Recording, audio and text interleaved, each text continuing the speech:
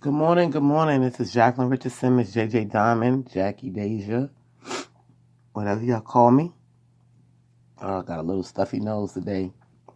This weather is cooling down, so it's a process that my body goes through when a change of weather. It's the worst time, and then it's going to get hot again, and I'm going to have to go through it all over again. So, yeah, it's a battle, guys. It's a battle. First, we want to thank God for being here today and waking us up and taking care of us yesterday. Let's see what the weather is today. Alexa, what's the weather here in Charlotte? In Charlotte, it's 37 degrees Fahrenheit with clear skies and sun. Today's forecast calls for more of the same, with a high of 54 degrees and a low of 32 degrees. Yeah, we at the freezing point, y'all. It's fur weather. Cold, cold, cold. Today, first I want to start this podcast off with, we want to give our condolences to all the U.S. military Americans that was in a helicopter crash yesterday in Egypt. They crashed in between, Egypt, for those that don't know where Egypt is. Egypt is between the Red Sea and the Mediterranean Sea. So y'all can Google that and check that out. We lost five U.S. military Americans. And I did want to run those guys down. And one of them was ours, North Carolina's. So we definitely have to give our condolences. Just give me 1 second, guys. I had it all set and ready, and then now I lost it. There's one from Fayetteville, Ohio, Chicago. So we have to give our condolences because those are the guys that go out and protect us during wars, and they lost their lives traveling. We got Captain Seth Vernon, Van Deck Camp, 31 from Katy, Texas.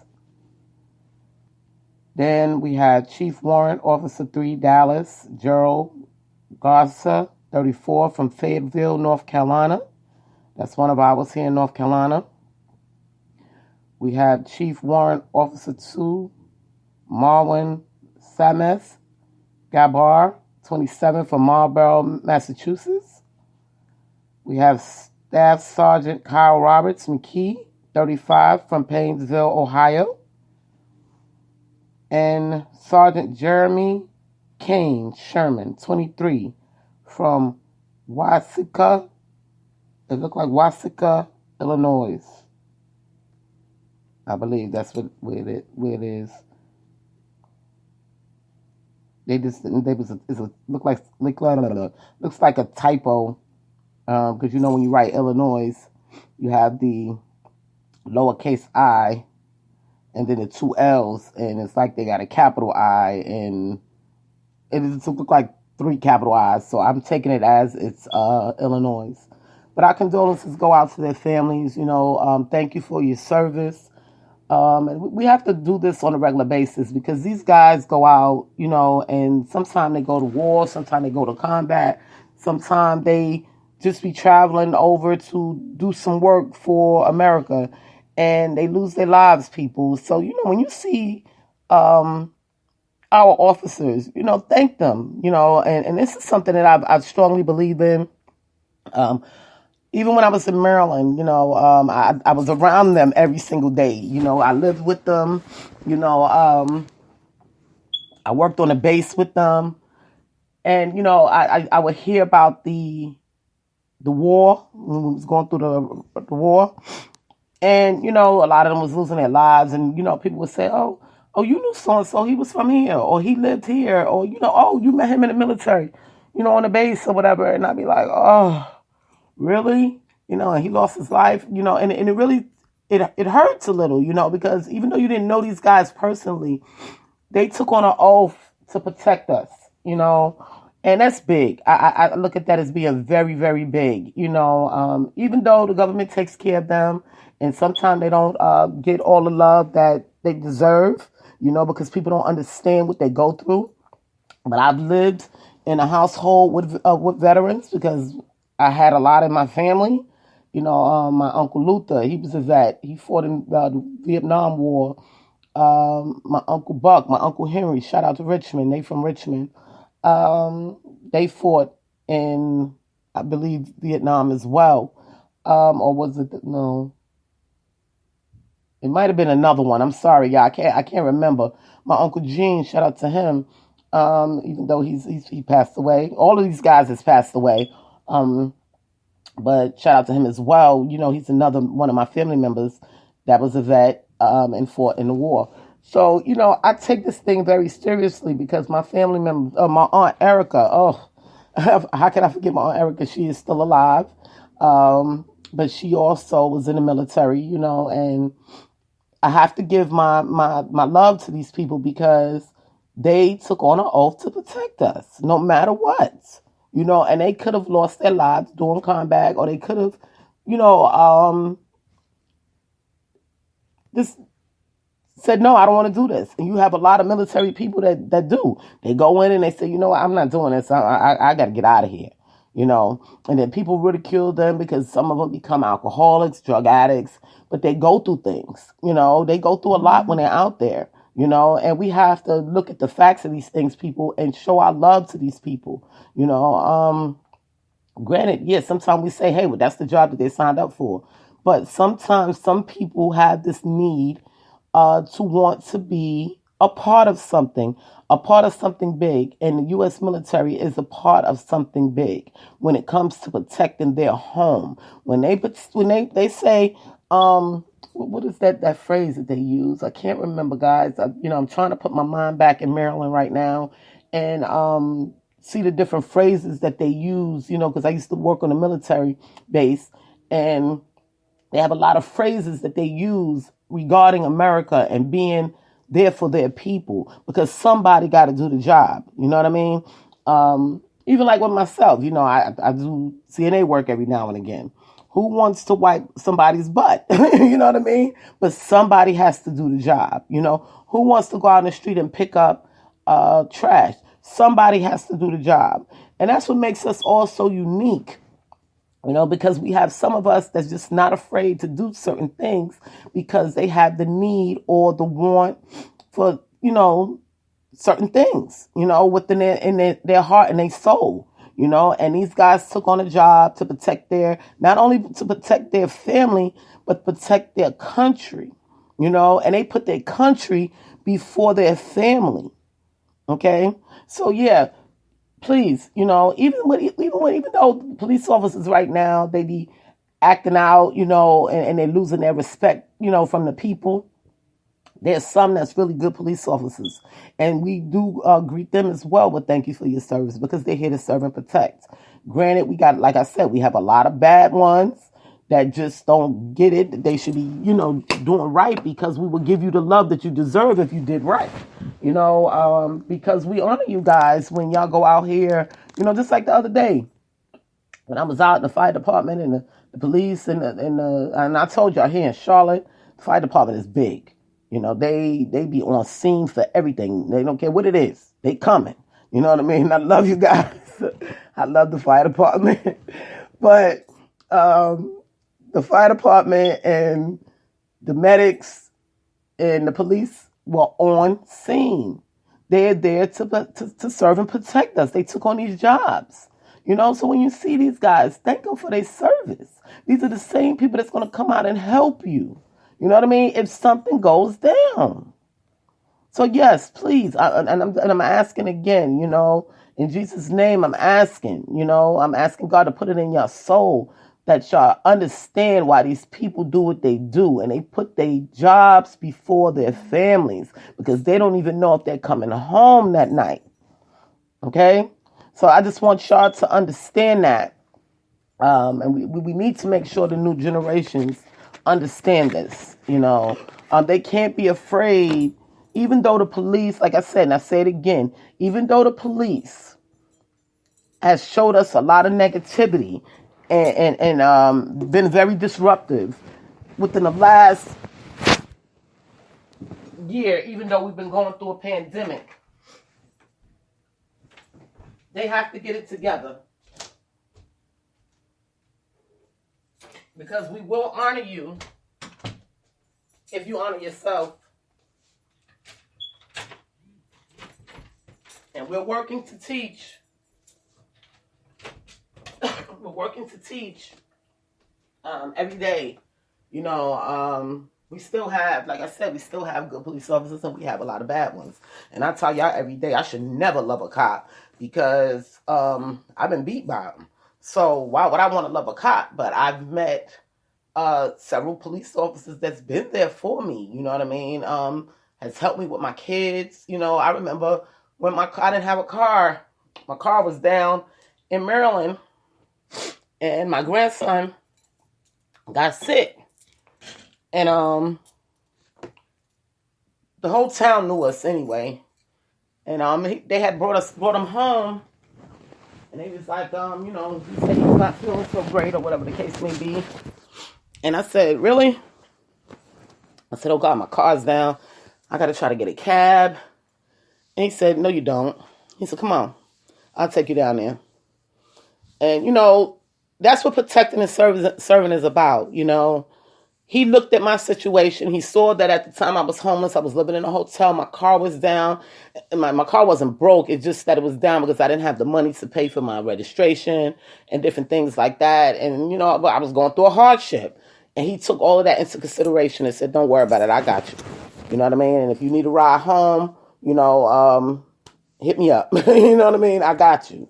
But he needs to get to the doctor. And I was like, thank you so much. You know, so they're here to like I said, to serve and protect us. However, you know, a lot of officers make them look bad and it puts them on the line, you know. But we're going to leave this part of it alone right now because we want to talk about, and this is where me giving them homage, paying homage to them, not only them and any other people out here that don't have the fear to go out there to get paid. You know what I mean? To not only get paid, but to help others, you know? Like a lot of these nurses, when COVID first took place, you know, they worked.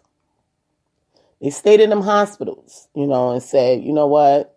You know, I took on this job, and I never knew something like this would happen. But I'm here now, and I got to do what I got to do, even if it means me getting COVID as well.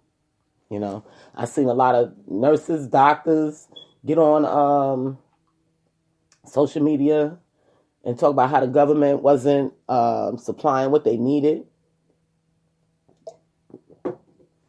for them to be safe in a hospital environment. Because, you know, they touch base with all ill. It don't matter what it is. Okay? So if you got all these people coming in, and y'all saw in New York how they had to make hospitals, if I'm not mistaken, in Central Park, I believe, and bringing people in because so many people are sick. Okay, so you got to look at these things. And these people get up every day and don't know if they're going to get sick or don't know if they're going to die every single day. But they have faith over fear. You know, so these are the things we got to look at. Choose your job. Don't be afraid to go out there and do what you have to do. You know, just like me. I'm going to use myself for instance. Now I'm in the music industry. You know, entertainment. I'm going to say entertainment industry. Now people know, and a lot of people get killed in the entertainment industry. You know, some get killed because they want to be out here with all that drama. Okay? They want to be running their lips and then things happen. And, you know, we also want to give condolences to all of the rappers that and their families that has passed away. Sometimes it happens when they're not paying attention. You know, they have the same and think they have this love. You know, people have real love for them.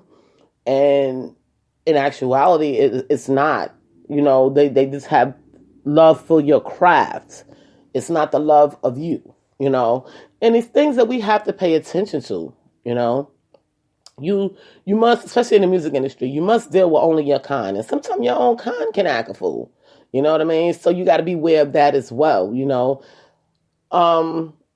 You got to know what to do, how to do it, and when to do it. So it's a training process, people. And this is something that I've learned back 30 years ago. You know what I mean? And I constantly tell people, I've been in this thing for over 30 years. So, I was trained. I told y'all I had very good people in my life that was out there. And I've been in the midst of some trying moments, you know what I mean, being out there. But I was trained, I learned, and I knew that if I didn't do things right, it can be the end. Okay? So this is what y'all got to look at. I'm tired of seeing a lot of these rappers, because they want to be all up in the clubs. You don't have to be in the clubs to make money in the entertainment industry. You don't. Okay? I just wanted to let them know that.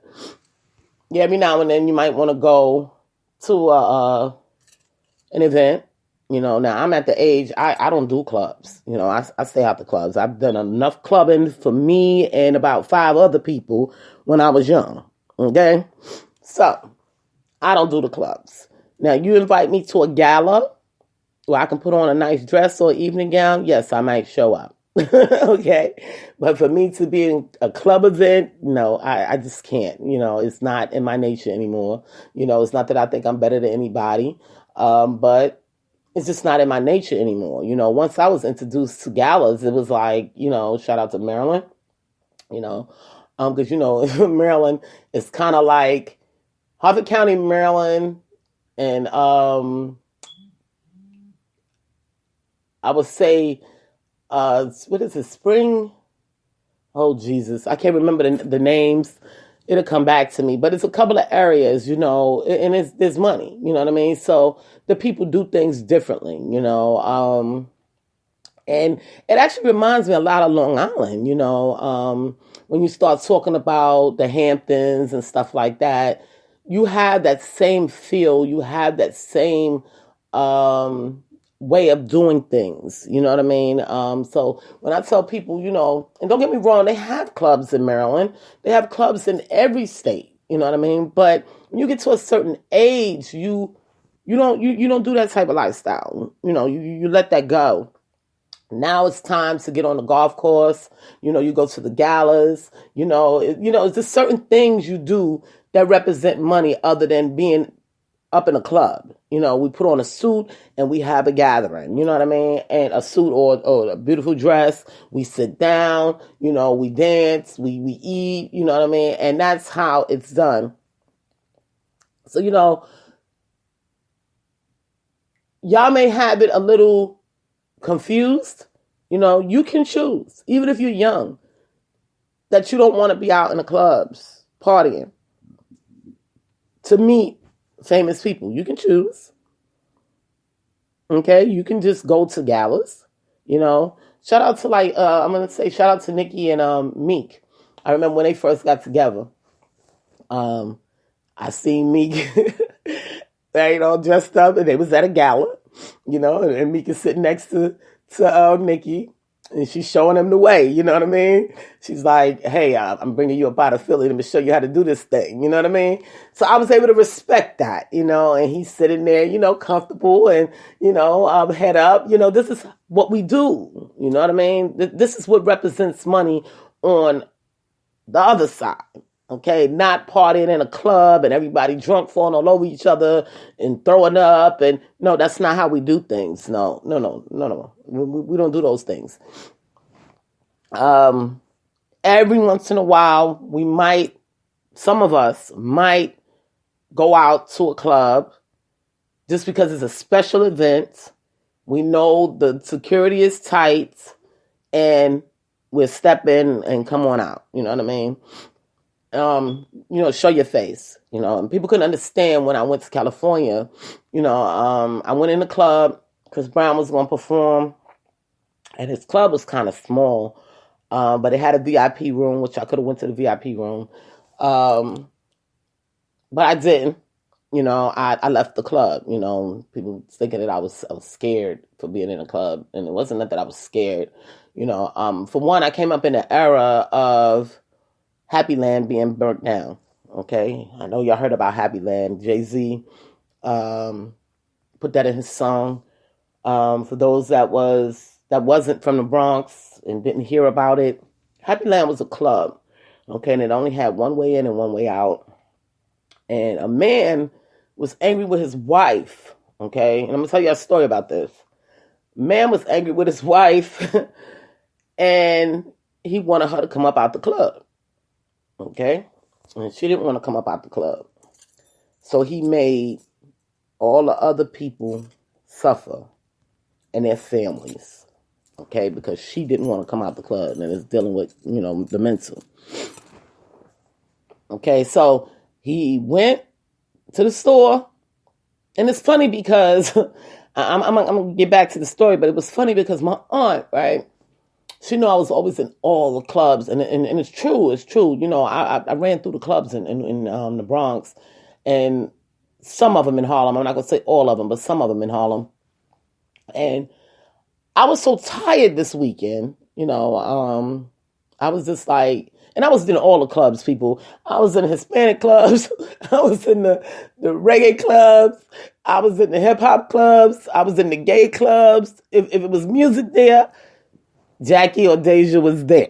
Okay? So that's why I said I did enough partying in clubs for 5 people. Okay? But getting back to what I was saying. So this man, he went to the store and bought gasoline and put gasoline around the place and burnt up the place. Burnt up 87 people. 87 bodies was laid out in the middle of the Bronx because of this man with his mental issues about his woman. Okay? Now, my aunt thought that I was at the club because my daughter was with her grandmother, so I didn't have no child. When you don't have no child, what do? You go out, have fun. But I was so tired because I was working, and sometimes I would work, party, and go straight to work, with no sleep. So, your body gets tired, and my body was saying, shut it down. You ain't got no child, go get in the bed and get some rest. And that's what I did. But my aunt didn't realize, and I sleep a very long time, sometimes like 12 hours. So my aunt didn't see me come out that room, so she never thought to just open the door and see that I was in the bed. She's thinking I was at that club, She wanted to know if she had to go down there and pretty much claim my body, But I was in the bed, so she's calling around to my friends, Finally, I had a pager. Finally, I woke up and heard my pager going off, and it was one of my friends. And I picked up the phone, and it was like, well, where you at? I said, in the bed. It's like, your aunt looking for you. And I'm like, what? I'm right in the room. How's she looking for me? So I opened up the door and come out the room, and she said, oh, my God, thank God. And I'm like, thank God of what? What are you talking about? I was like, my mind was like gone, like I'm trying to wake up, like rubbing my eyes. She said the man went and killed 87 people in the club, and I thought you was in the club because I didn't hear no movement from you. You didn't come in the house and blah blah blah. Because I normally come home, because I got to change my clothes. I'm big about that, taking a shower and changing my clothes. So she said, you ain't come home and change your clothes, and I'm like, I didn't come home. I was here in the bed, So she didn't know, but that's one of the reasons why. I stay out of clubs, especially when I don't know my surroundings and I don't know the people, security just wasn't tight enough at Happy Land, and we lost 87 people, and that was part of my history, and in your history and what goes on within your life, makes you who you are, but we want to talk about, not having fear to make money, certain jobs, out here that you say to yourself, "Ooh, I can't do that job." I just can't. I can't. But it's not that you can't do the job; it's the fear of doing the job, and that be the problem, So I need you guys to start saying to yourself, Faith over fear. Pray. Ask God to give you the strength. Y'all see on my Facebook page, I have so many jobs up there. I didn't like all of them jobs, okay? But I tried them. I said to myself, okay, I needed a job. Some of them was second jobs. I wound up liking it, staying for a while. You know what I mean? But the point that I'm trying to get to is you have to tell yourself, if I want to make money and I want to survive, this is what I have to do. You know what I mean? And take all precautions in doing it. Now, I got up for 6 years. People say to me, how is it you worked in Baltimore? That's got to be a lie. No, it's not. I worked in Baltimore for 6 years. 6 years straight. Oh, no, I'm sorry. 5.5, because for 5 months I worked after I had my daughter. I wanted to be close to her. And I had took a route in Harford County, so I was closer to home.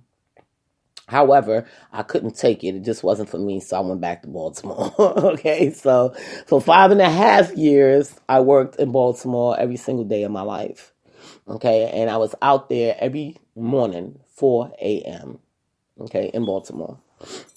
And people say, how can you have done that? Faith over fear. And I need to take care of my family. I have to take care of my family. My family needs me. So, yeah, they need me physically, but they need me financially as well. Because if I don't pay the rent, if I don't buy them clothes, food, whatever they need, they won't have anything.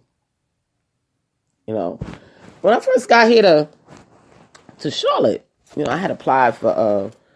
I remember I told you I applied for Utz, and I applied for Kellogg's, and I applied for Red Bull.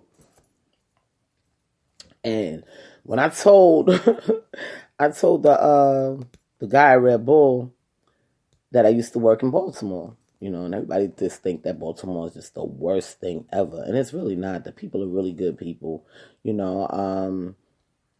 You'll see more Black-owned businesses there than you see anywhere that I've been so far, So I give a big shout out to Baltimore. I'm always love you guys because y'all comfort me. Y'all brought me in and comfort me as if I was family. I know so many people in Baltimore. It's unreal, just from being out in the stores, That's why I was able to go out into the city of Baltimore and clean because I was comfortable with them. It's not that I wanted to live there, because a lot of things do happen in Baltimore. I don't want my kids subjected to a lot of things that happen in Baltimore, but I was comfortable. And when you're comfortable somewhere, it makes it easier. It makes it easier to go out there and say do work. So it was very easy for me because I was with these people on a daily basis, So I'm like, for the last 6 years, how can I be afraid of my own kind? No, I can't be afraid of my own kind, especially these are the same people that put money in my pocket. Because when they shop, I get paid. So how can I be afraid of these people? A lot of people call me crazy because I went out to the city of Baltimore and cleaned the streets. That was my way of giving back to them. And if you don't understand it, that's your issue. Just like how the military gives back to you guys. Just how the fire department gives back to you guys. The police department, the medics. The same way they give back to you guys, I needed to give back to them. Okay? So I just wanted to throw that out there. You can't be afraid to live because this is what God wants us to do. He wants us to live. He wants us to make money and be able to take care of ourselves. Okay? You have to put work in. Even Jesus Christ put work in. Okay?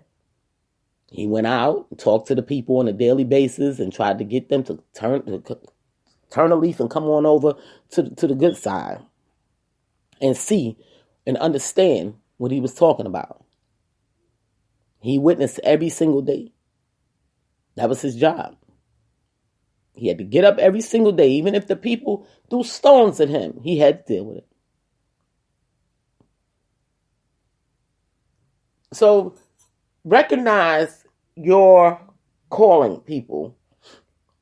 Even if a person tell you, oh, you shouldn't be doing that. Oh, that's not, that job is not safe. Don't take that job. You can't listen to people because they will be the killer of your life.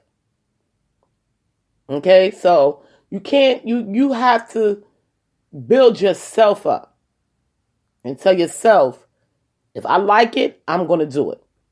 You got people that take jobs like with the construction buildings. So look at them. I could never take a construction building job where I got to be on a scaffold and be up and fixing these buildings. Sometimes I look at some, especially these buildings here, and I never really looked at a building the way I look at a building since I've been here in Charlotte. And y'all know I'm from New York, so there's big buildings everywhere. But some of the buildings here in Charlotte have real deep architecture work, okay? So when you look up at these buildings, you're like, wow, who thought of that? And just think about the person that went up there to put that stuff up there, okay? But they didn't have fear to give you what they gave us, They said, I'm going to go up here, I'm going to make this building, I'm going to get a big fat check. God cover me. And they did it. You know what I mean? So I look at some of these buildings, and God knows, a couple of guys could have gotten hurt fixing these buildings. I remember when my uncle Luther, he was, because he was into construction after he got out the military. And I remember him saying, oh, one of the guys fell and got hurt on the job. And, me as a kid, I'm just listening, So my aunt said, is he okay? No, he broke every bone in his body. And we're like, ooh, you can't imagine, you know what I mean? Somebody breaking every bone in their body, But that was his job, and he loved it, and he went to do what he had to do, and wasn't paying, I guess he wasn't paying attention or something, malfunctioned or whatever the case may be. And he chose to do the job, Now, people laugh at me when I go to the amusement parks, because I don't get on the rides, And one of my fears is them things malfunctioning. That's one of my problems. However, I'm not getting paid to get on there. I'm paying them, okay, for my destruction. Okay, so I look at things a little bit different. I mean, some people may say, oh, well, if something happened, I could sue anyway, but you may not have your life. You know what I mean? I have nothing against amusement parks. A lot of people have a lot of fun in amusement parks.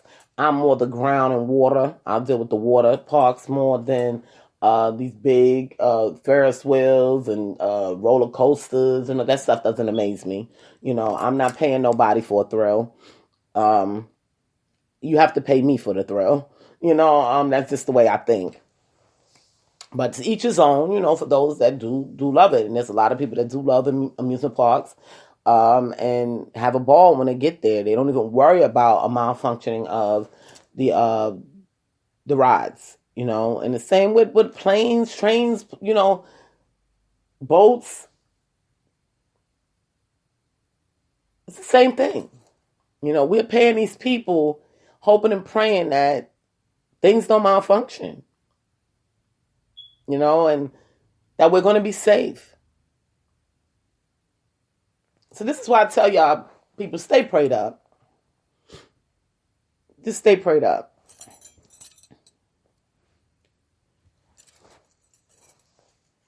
We have to remember that it's a higher power that gets us through.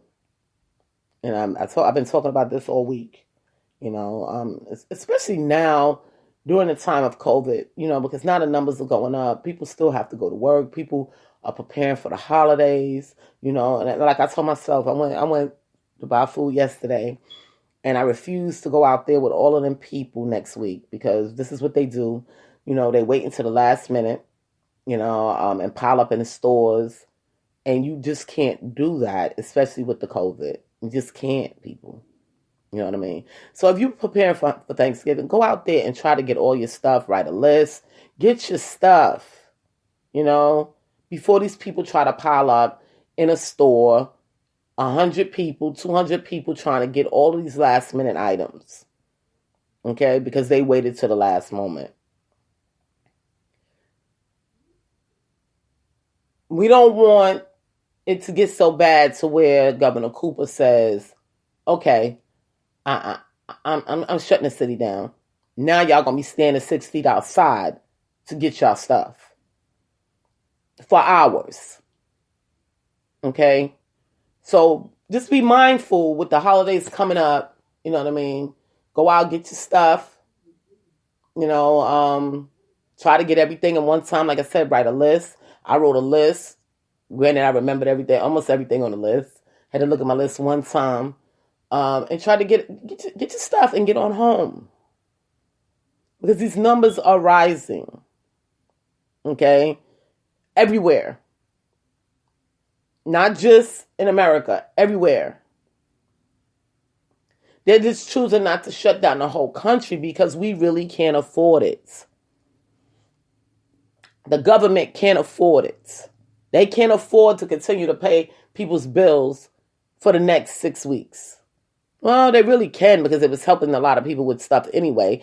And if they did shut it down in a one shot, it could possibly work. And I talked about that when COVID first started. It could possibly work.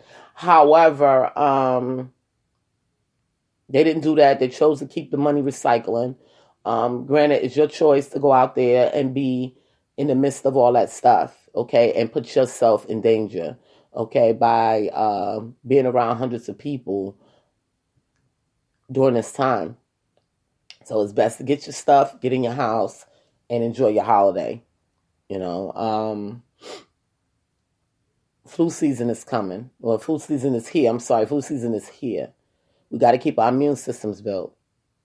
So be mindful when you're cooking your Thanksgiving dinner. Try to use some of the things that build your immune system. The greens, the vitamin C's, foods that have antibiotic,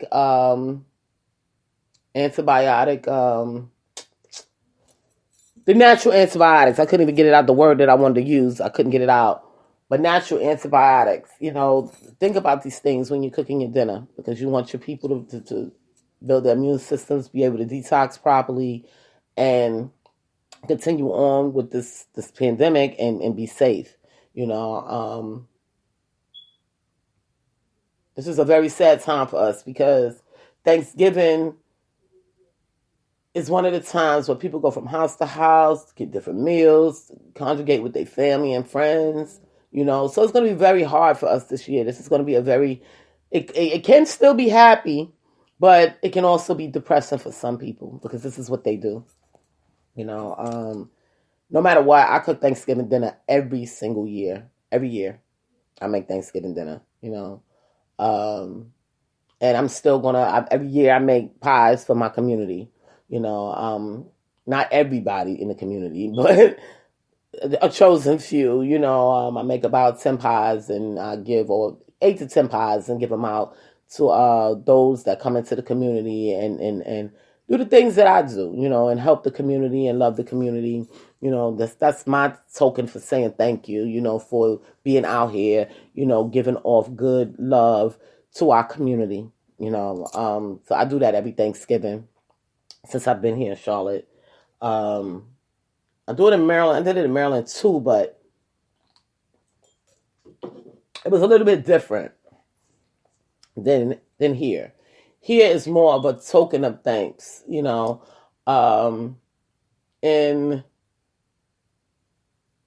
Maryland, it was more, hey, I love you, and here's a pie, type thing, because I know you ain't cooking no pies, and your family's gonna suffer with no sweets. So, or you're gonna buy one of them store-bought cakes, So that's how I was in Maryland.